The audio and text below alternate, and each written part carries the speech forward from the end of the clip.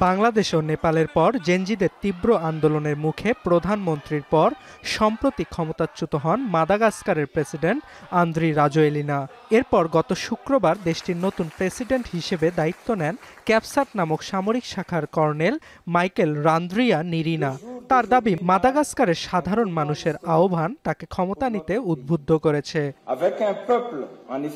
আন্দোলনের সময় তার নেতৃত্বাধীন ক্যাপসাট ইউনিট জেনজিদের পক্ষ নিয়েছিল, কিন্তু রান্দ্রিয়ানিরিনার ক্ষমতা গ্রহণের পর মিশ্র প্রতিক্রিয়া দেখা যাচ্ছে জেনজিদের মাঝে। We are not only here to be sidelined, and we are not here only for the protest and for being the muscles of the protest and for a new regime to take over, but we are here to be in the middle of the discussions, in the middle of the negotiations, and in the middle of the construction of the new political system.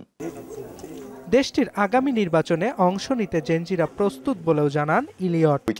We beginning to organize ourselves as a more powerful political influence, and in order to take things into matter, we are ready to go into to take more responsibilities, even maybe go into elections.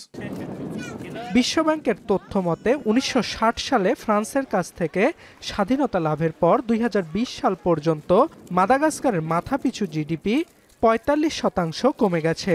দেশটির অন্তত 70% মানুষ দৈনিক $3 কম আয়ে জীবনযাপন করে। মাদাগাস্কারের রাজধানী আন্তানানারিভোর ভাঙ্গা ও পাথুরে রাস্তায় এখনো ভিক্ষুক ও ফেরিওয়ালাদের ভিড় লেগেই থাকে। Et le président, c'est juste quelqu'un qu'il faut changer. Et aussi tout le système qu'il faut changer pour que tout le monde puisse savoir ça. Donc pas encore vraiment content parce qu'on n'a pas encore ce qu'on a demandé. বিদ্যুৎ ও পানির সংকটকে কেন্দ্র করে গেল মাসের 25 September থেকে শুরু হওয়া তরুণ প্রজন্মের আন্দোলন সরকারি দমন পীড়নের কারণে রূপ নেয় সরকার বিরোধী আন্দোলনে। এতে প্রাণ হারান বেশ কয়েকজন। অর্ণব প্রসাদ, এখন বিশ্ব।